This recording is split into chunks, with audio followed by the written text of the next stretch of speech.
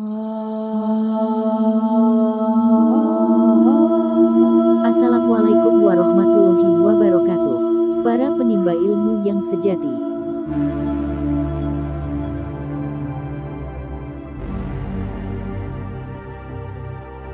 Siapakah yang memberi nama Allah sebagai Tuhan pencipta langit dan bumi? Beragama apakah dia?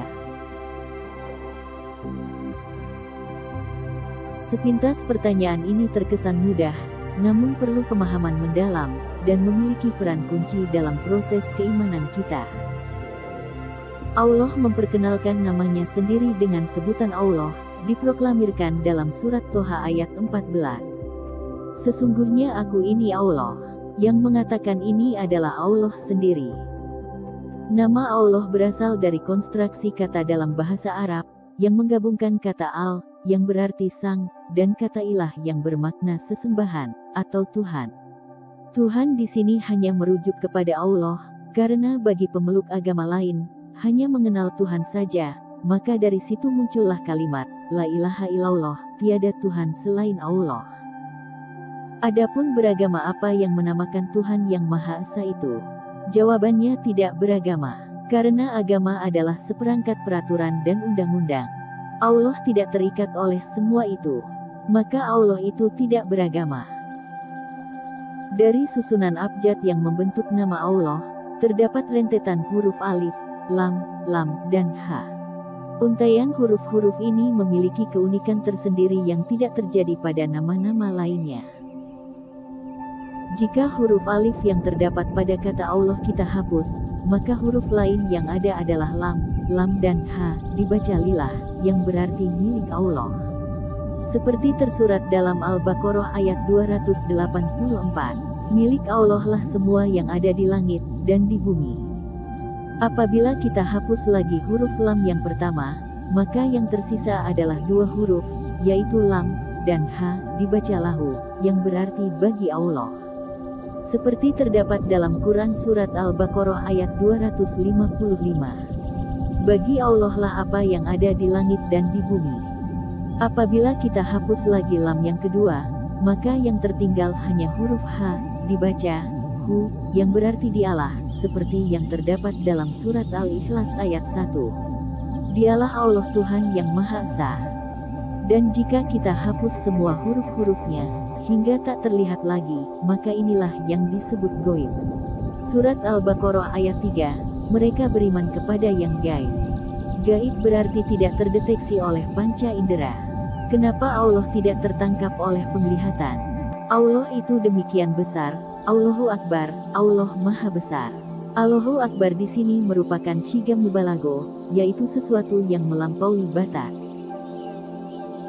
Alam semesta adalah ruang maharaksasa, yang dihuni bertriliun-triliun benda-benda langit seperti planet, bulan, meteor, matahari, nebula, galaksi, superkluster, termasuk bumi yang kita tinggali ini berada di dalamnya. Segala sesuatu yang ada di alam semesta itu, berada dalam genggaman Allah. Maka kita tak bakal bisa melihatnya, karena saking besarnya Allah, yang besarnya melampaui segala apapun yang ada di alam semesta kita ini. Tidak mungkin kita bisa menceritakan bentuk sebuah gedung pencakar langit yang begitu megah, kalau kita sendiri berada di dalamnya, dan kita tidak punya peluang untuk memotretnya dari luar. Hal ini sama sekali tidak mungkin terjadi. Inilah yang disebut Allah Maha meliputi segala sesuatu yang ada. Maka kemanapun kita menghadap, sebenarnya kita berhadapan dengan Allah, berhadapan dengan tanda-tanda kekuasaannya. Ketika Allah memperkenalkan dirinya kepada manusia, Dia selalu menggunakan gaya bahasa personifikasi, yaitu gaya bahasa yang biasa digunakan oleh manusia dalam kehidupannya sehari-hari, agar mudah dimengerti seperti melihat, mendengar, berkata-kata, dan sebagainya. Semua itu bukan berarti bahwa Dia memiliki mata, telinga, atau mulut seperti kita. Maha suci Allah dari sifat terbagi-bagi, namun ini hanyalah sebuah uraian dan cara, agar mudah dipahami. Tatkala Allah mengatakan menggulung langit dengan tangannya, atau bersemayam di atas arsy, janganlah kita berimajinasi dan mengira bahwa Dia memiliki tangan, atau membayangkan Dia sedang duduk di kursi singgasana. Maha suci Allah dari semua persangkaan itu. Sejarah telah mencatat bahwa manusia telah terjebak pada pemahaman yang sangat merendahkan Tuhan, dengan cara mewujudkannya dalam bentuk simbol, patung, dewa-dewi, gunung, pohon, roh, batu, matahari dan sebagainya. Artinya manusia tidak bakal mampu menemukan Allah sebagai Tuhan, jika tidak dibimbing olehnya. Dia telah mengatakan sangat tegas, bahwa eksistensi dirinya di alam semesta ini adalah laisa kamitslihi syai'un. Tak ada sesuatu apapun yang serupa dengannya. Al-Quran sebagai hudal linas, petunjuk hidup bagi segenap manusia, diwahyukan Allah dalam bahasa Arab kepada Nabi Muhammad SAW, sebagai bahasa keseharian beliau, memuat 6.236 ayat, 77.934 kata, 323.621 huruf yang terangkum dalam 30 juz, berisi hukum-hukum, akidah, sejarah, masa lalu, masa itu, dan masa yang akan datang, termasuk sains, ilmu dan teknologi, atau al-ayat kauniyah fi Al-Quran. Dalam berbagai ayat yang menjelaskan tentang keberadaannya, Allah sering menggunakan kata ganti, atau pronomina, aku. Dia pun terkadang menyebut namanya secara langsung, sebagai pelaku tunggal. Di samping itu, Allah juga sering menyebut namanya sendiri dalam bentuk kata ganti jamak, yaitu kami.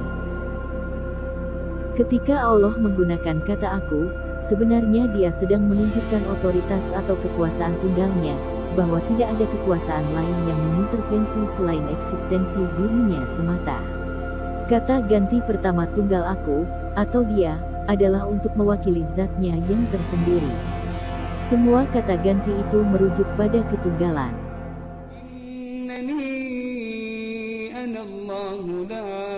Kata ganti pertama tunggal aku di ayat ini, dipakai untuk mewakili zatnya yang mengarah pada ketunggalan, atau keesaan.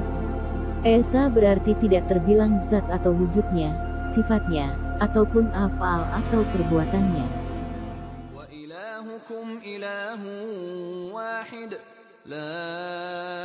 Karena Esa bermakna satu, dan satu itu bisa memiliki perbedaan makna, maka bagi Allah dikatakan Maha Satu, Sangat Satu, atau Transendental, yang tunggalnya bukan hitungan jari yang satu. Sehingga Allah itu dikatakan yang Maha Esa, Zat yang sangat suci. Begitu kuatnya karakter aku, yang tak lain adalah Allah itu sendiri, hingga tatkala dia berencana menciptakan sosok manusia, yang akan dijadikan khalifah, wakil Allah untuk mendiami bumi menggantikan makhluk sebelumnya, lantas diprotes oleh malaikat dengan alasan akan membuat kekacauan seperti para penghuni bumi sebelumnya, Allah pun tetap tidak menggubrisnya.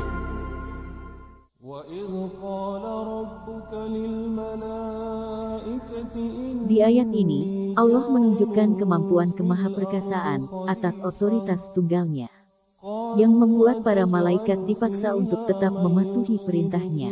Penggunaan kata ganti aku oleh Allah, sebagai pengganti untuk menyebut nama dirinya, juga sering dipakai dalam memberi perintah secara langsung, tanpa menggunakan perantara makhluk lain untuk membantunya.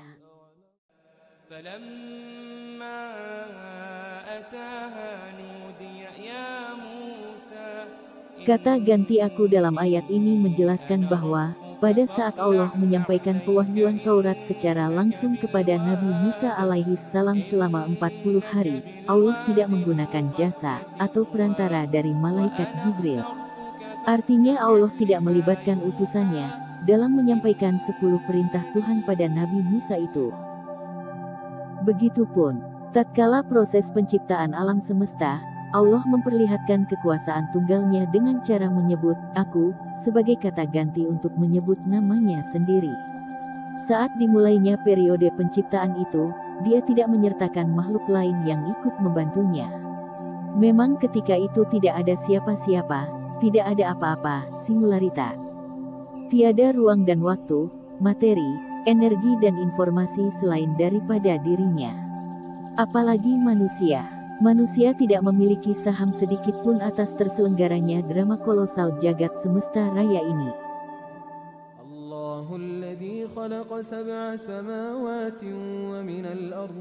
Ayat ini senada dengan As-Sajdah ayat 4 yang menyatakan bahwa Saat penciptaan jagat semesta raya itu, tidak ada aktor lain selain dirinya yang ikut dilibatkan dalam proses penciptaan.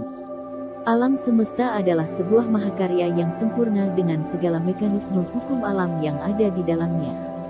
Di dua ayat ini dia menyebut namanya sendiri, menggunakan kata ganti dengan sebutan Allah, sekaligus menegaskan kepada kita betapa maha kuasanya dia.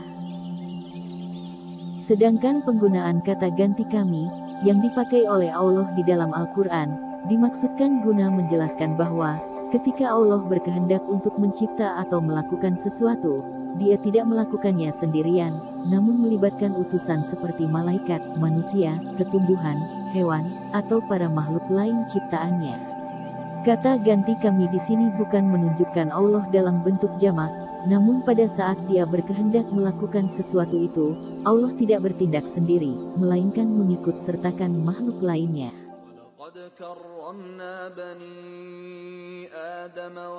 Ketika Allah mencurahkan anugerah, rahmat, karunia dan rizki kepada seluruh makhluk buatannya, dia menggunakan kata ganti kami. Karena pada saat itu Allah melibatkan peran dari malaikat Mikail, yang bertugas sebagai utusan pembawa rizki. Selanjutnya dilewatkan melalui tumbuhan, hewan, atau lewat manusia itu sendiri. Misalnya, Allah berkehendak mengirim rahmat, karunia, atau rizki kepada manusia berupa makanan misalnya. Maka Allah langsung memerintahkan malaikat Mikail untuk mempersiapkan segala sesuatu yang terkait dengan makanan tersebut. Selanjutnya malaikat Mikail membawa rizki itu melewati sebuah tumbuhan berupa padi. Lantas diproses oleh petani untuk dibawa ke penggilingan menggunakan jasa hewan kerbau, lalu dijajakan penjual di pasar, hingga diolah oleh ibu sebagai hidangan bagi keluarga. Makna kata ganti kami di sini, bahwa Allah memberi rizki kepada manusia melibatkan banyak oknum yaitu malaikat, dilewatkan kepada tumbuhan, dilewatkan kepada petani, hewan, dan manusia, hingga menjadi sebuah rizki, berupa makanan. Ketika wahyu diturunkan kepada Nabi Muhammad SAW, Allah mengikut sertakan malaikat Jibril sebagai utusan dalam membantu proses penyampaian risalah kepada sang Nabi. Di ayat ini yang terlibat adalah Allah dan malaikat Jibril. Karena itu Allah menggunakan kata ganti, kami, artinya Allah tidak bertindak sendirian, melainkan diiringi Jibril tatkala proses pewahyuan itu. Timbul pertanyaan, kenapa Allah tidak langsung saja menurunkan wahyu pada Rasulullah Shallallahu Alaihi Wasallam? Kenapa harus melalui Jibril segala? Bukankah Allah itu maha bisa berkehendak? Desain tubuh manusia ini sangat lemah, penuh dengan keterbatasan. Manusia takkan sanggup berhadapan dengan Allah. Allah itu cahaya di atas cahaya, nurun ala nur, terang sekali. Maka bagaimana mungkin manusia dapat bertatap muka langsung dengannya? Ini sangat mustahil. Sejarah telah mencatat bahwa Nabi Musa alaihissalam mengalami kejadian dramatis pada hari-hari terakhir pewahyuan Taurat di Gunung Tursina. Beliau bermaksud ingin melihat Allah secara langsung. Namun Allah mengatakan, "Lantaroni, kau tidak akan sanggup melihatku." Begitu Allah baru saja mau menampakkan dirinya, tiba-tiba gunung batu Horeb yang memiliki ketinggian 2285 meter di atas permukaan laut, yang berada di hadapan Musa itu hancur, tidak sanggup menampung kedatangan Allah. Kisah ini diabadikan dalam Al-A'raf ayat 143. Inilah salah satu alasan, kenapa wahyu yang diturunkan Allah kepada Nabi Muhammad SAW melalui malaikat Jibril sebagai penghubungnya. Sebab seluruh ciptaannya ini, tidak mungkin bisa berhadapan langsung dengan Allah, karena akan bertabrakan dengan mekanisme dari sunatullah itu sendiri.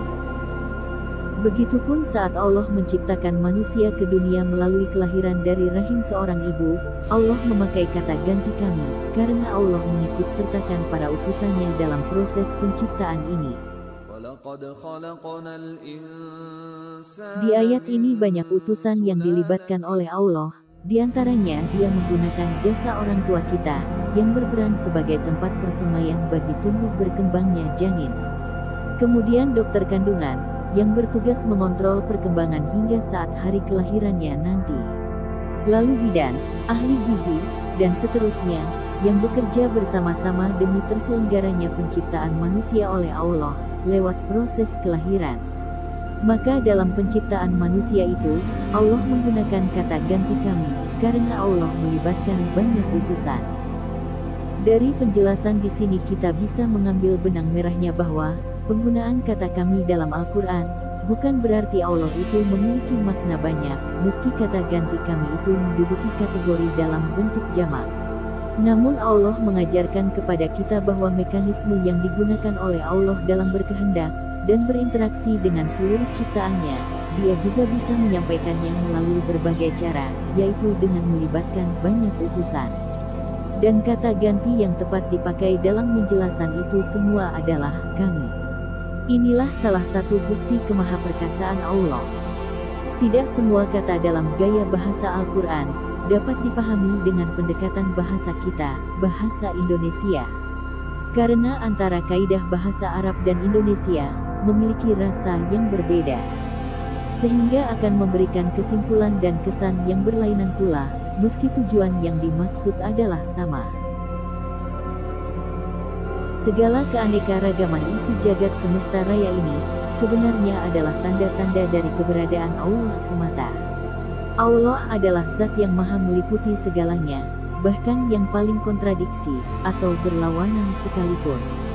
Semuanya telah berada di dalam dirinya, sehingga nama dan kata ganti untuk menyebut nama dirinya pun tidak akan pernah mencerai-beraikan zatnya menjadi beberapa. Semua yang ada ini tak lain adalah Dia. La ilaha illallah. Tiada segala yang ada di semesta raya ini kecuali hanya Allah. Tetaplah bersama channel HDK Informations guna memperoleh informasi yang unik. Tetap sehat dan Assalamualaikum warahmatullahi wabarakatuh.